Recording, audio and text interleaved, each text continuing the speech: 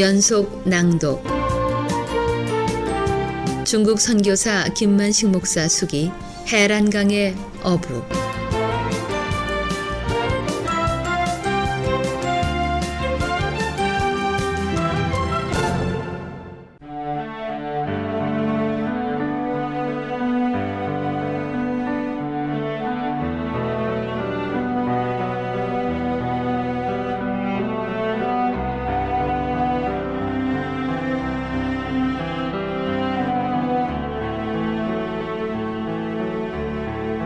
한국에 있는 가족들의 생활은 몹시 어려운 모양이었다.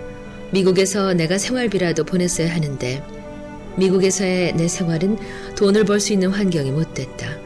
가는 곳마다 직장에서 거절당하고 가는 곳마다 천대받는 몸으로 돈을 벌어서 아내에게 붙여준다는 것은 그저 마음뿐이었다.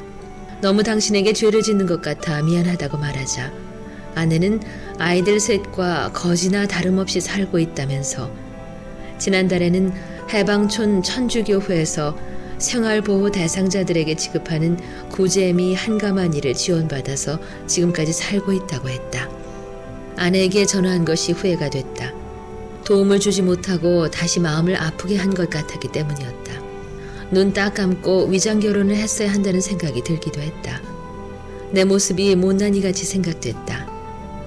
한국에서 떠나올 때부터 계획했던 위장 결혼이 아니었던가. 그렇지만 이제부터는 아무리 영주권의 유혹이 있다 할지라도 내 생애에 위장 결혼은 없을 것이라고 생각했을 때 내 마음은 시원섭섭했다. 한국에서 이혼 서류를 다시 회복시킨다는 것은 미국 생활을 포기한다는 서약과도 같았다. 앞으로 적은 노임을 받고 일할지라도 불평하지 않겠다고 마음속으로 다짐하고 일차 일을 또 찾았다. LA에서 발간되는 일간지 신문 광고를 보고 야채 가게에서 일을 하고 싶어서 주인을 찾았지만 가게 주인은 내 체격을 보면서 야채 가게에서 일할 수 없는 체격이라고 거절했다. 나는 무슨 일이든지 할 수 있다고 사정했지만 야채 가게에서 일하는 것이 얼마나 힘이 드는데 당신 같은 체격으로는 체력이 따라가지 못하기 때문에 쓰러진다면서 당신의 적성에 맞는 일을 찾으라고 했다. 그 가게를 나오면서 적성에 맞는 일을 하려고 하는데 영주권이 없네요 하는 말이 속에서 저절로 터져나왔다. 넓고 넓은 LA 지역에서 무슨 일이든 하고 싶었지만 내가 일할 곳은 그 어느 곳에도 없는 것 같았다. 한국에 돌아갈 수밖에 없다고 생각하고 하나님 앞에 기도했다. 영주권을 포기하게 하신 하나님, 위장결혼도 포기하게 하신 하나님, 미국 생활까지 포기하게 하신 하나님, 이제 다시 한국 땅으로 돌아가겠습니다. 한국에 돌아가면 무슨 일을 해야 하나요? 군대 생활 11년 퇴직금도 브로커에게 바쳤고 미국에 올 때 내 전 재산 700만 원도 모두 브로커가 뺏어갔는데 이제 한국 땅에 가면 어떻게 식구들을 부양하면서 살아가야 합니까? 도깨비에게 내 마음을 다 빼앗겨 이렇게 많은 손해를 봤는데 어떻게 하면 그동안 잃었던 재산과 10년간의 뼈아팠던 고통의 세월을 보상받을 수가 있나요? 그리고 하나님, 내가 한국에 나가면 아내가 매일매일 바가지를 긁을 텐데 아내의 마음도 감동시켜 주셔서 바가지를 긁지 않게 해주세요. 미국 병을 치료해 주신 하나님, 감사합니다. 한국에 돌아가면 미국 병 걸린 사람들의 의사가 되게 해주세요. 내 남은 세월 동안 주님과 늘 동행하는 삶을 살게 해주세요.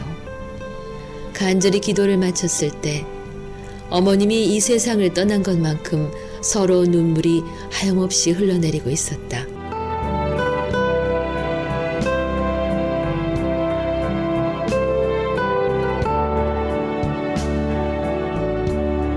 미국을 동경했던 지난날이 주마등처럼 떠올라 마치 한 편의 필름처럼 돌아가면서 그 필름 속에 내가 미국을 떠나기 사흘 전 드디어 꿈을 이루기 위해 미국으로 떠난다고 얘기하자 미국을 포기하라고 벽을 바라보며 누워있던 아내의 모습이 선명하게 떠올랐다. 당신을 떠내보내면 마지막이 될 것 같다고 눈물을 흘리면서 애원도 해보고 자식 셋을 혼자 키울 수 없다고 하소연도 해보았지만 굳어진 내 마음을 돌려놓게 할 수 없음을 알았던지 3일 동안의 침묵 시위로 다시 한번 내 마음을 설득해 보려고 몸부림치던 아내. 이제 무일푼 거지와 같은 신세로 자녀들과 아내를 만난다는 것이 부끄럽기도 하고 만날 용기도 나지 않았다. 아이들 보기도 부끄럽다는 생각이 들었다. 꿈을 이루기 위해 미국으로 떠난다고 얘기한 것이 후회가 됐다. 미국에서 너희들을 대학에 다니게 하겠다고 약속했던 얘기들이 나를 비웃고 있는 것만 같았다. 하나님은 왜 나만 이렇게 감시하고 있었을까? 하나님은 나만 이 세상에서 간섭하시는 것 같았다. 모든 것에 대해서 하나님에게 원망의 화살을 돌리고 싶었다. 이제 우리 자녀들의 마음도 감동시켜서 아빠를 이해하는 자녀들이 될 수 있도록 도와달라고 다시 한번 기도했다. LA에서 한국행 비행기 티켓값은 $700였다. 노예처럼 생활하면서 한국행 비행기 티켓값을 마련했다. 티켓값이 준비됐을 때 1년 6개월의 미국 생활은 지옥과 같은 나날이었고 미국은 내 꿈을 이루어주는 환상의 나라가 아니라 지옥 같은 나라, 내가 이름을 지은 도깨비 나라라는 생각이 들었다. 이곳에 오고 싶어서 그 많은 세월을 허송하다니. 지나간 날들이 안타깝기만 했다. 한국에서 제일 좋은 직장 미 8군 생활이 떠올라 더 안타까웠다. 주변에서 간절하게 말리고 붙들었던 지난날, 이제 나에게 그렇게 좋은 날들은 없을 것 같았다. 그보다 더 좋은 직장은 내 평생 얻을 수 없을 것 같았다. 아내에게 사흘 후에 한국으로 돌아갈 것이라고 연락을 했다. 불쑥 집에 들어가는 것보다 사전에 거지가 돼서 한국으로 들어가게 됐다고 얘기를 해주는 것이 나을 것 같았다. 아내는 내 전화를 받자 한국에서 미국으로 들어가지 못해서 발을 동동 구르는 사람들이 얼마나 많은지 모른다고 하면서 미국 가는 비용도 올라서 1,000만 원이 넘는다고 했다. 내가 미국에 대한 미련을 버렸다고 말하자 이제는 미국보다 당신이 더 좋다는 얘기를 하자 화가 났던 아내의 음성이 가라앉는 것을 느낄 수 있었다. 위기에서 벗어나고 싶어서였을까? 감언이설이었을까? 아니면 하나님이 주신 지혜였을까? 내가 기도했던 것을 하나님이 들어주신 것이라고 생각했다. 전화를 받고 있는 아내의 목소리는 조금 전과 같지 않고 고생을 얼마나 많이 하셨는지요. 빨리 한국으로 돌아오세요. 라는 너무나 포근한 목소리로 변하고 있었다.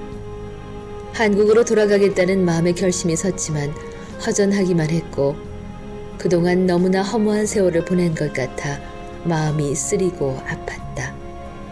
슈퍼마켓에서 손가락까지 잘렸던 일, 농장에서 농장 주인에게 쫓겨났던 일, 돈 받지 않고 위장 결혼을 해준다는 윤여신 씨, 타코마에서 LA까지 30시간이나 버스를 타고 오면서 육체적으로 정신적으로 극도로 지쳐 탈진한 채로 오갈 데 없었을 때 은미 가정에서 도움을 받았던 일, 주유소에서 14시간씩 일하다가 코피가 터져 병원으로 실려갔던 일, 애타게 벌어 모아둔 2달 급여를 병원비로 없애버렸던 일, 신용카드를 잘못 사용해서 일주일 주급을 받지 못하고 쫓겨났던 일들까지 그동안 힘들었던 미국 생활이 주마등처럼 스쳐 지나갔다.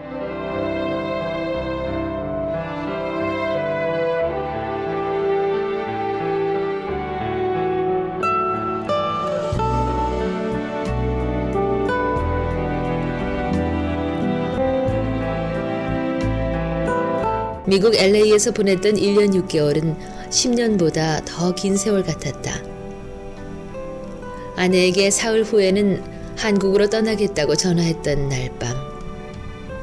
한국행 비행기 티켓을 구입하기 사흘 전이었다.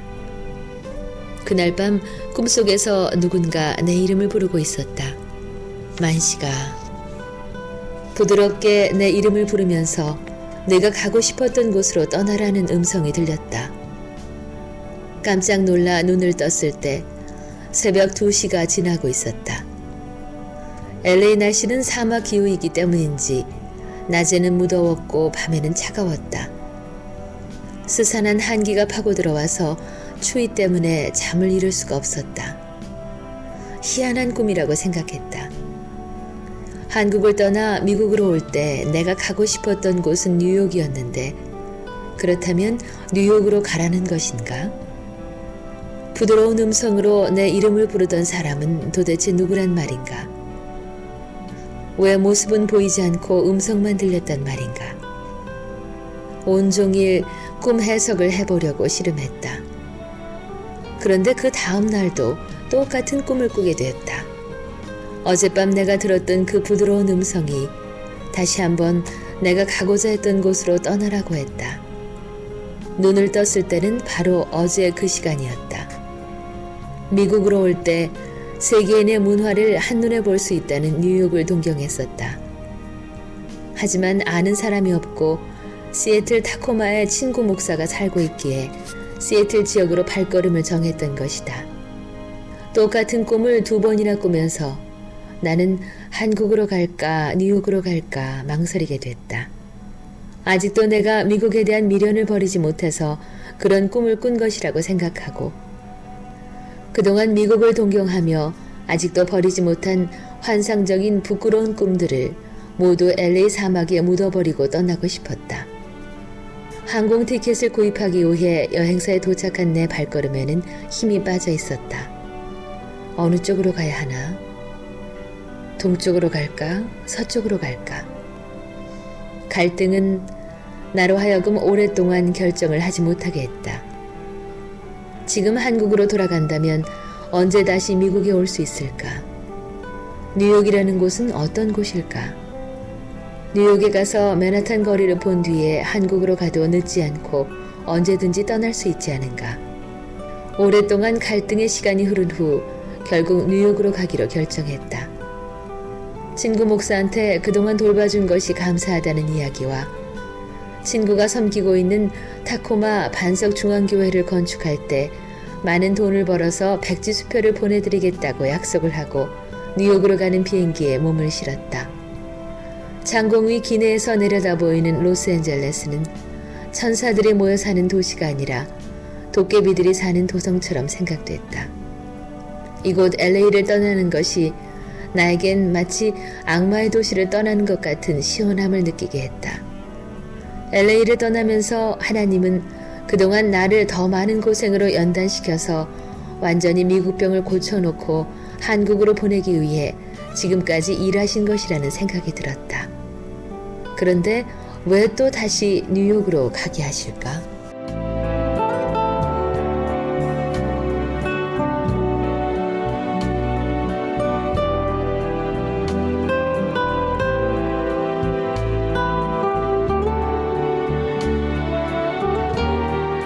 LA 공항을 출발한 지 2시간이 지났을 때 기내 점심 식사가 나왔다. 식사를 받고 식사 기도를 하고 포크를 들었을 때 미국 사람으로 보이는 옆자리에 70대 할아버지 부부가 기도하는 내 모습을 보고 기독교인이냐면서 어디로 가는 길이냐고 물었다. 뉴욕으로 간다고 대답하자 이번에는 뉴욕에 무슨 일 때문에 가느냐고 물었는데 나도 모르게 대답한 것이 신학을 공부하려고 간다고 했다.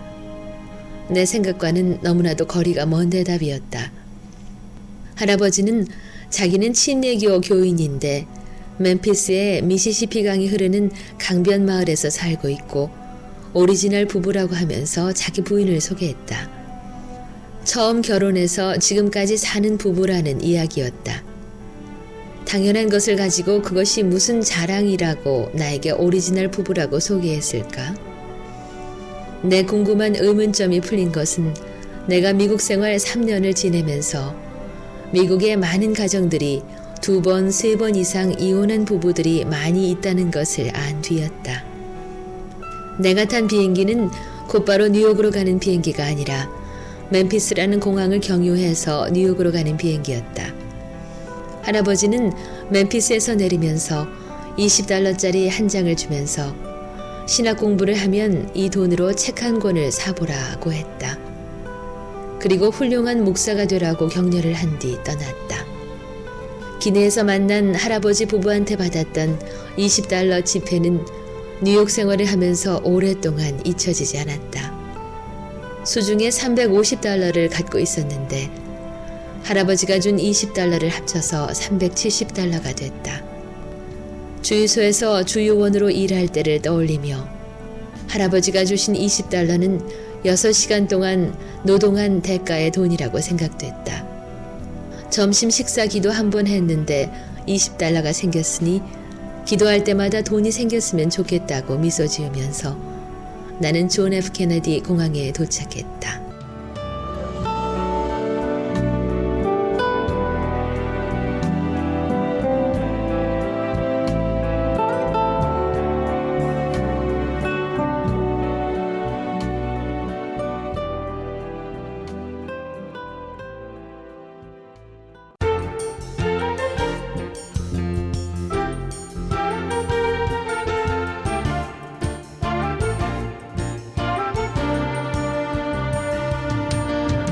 중국 선교사 김만식 목사 수기 해란강의 어부, 지금까지 이정은이었습니다.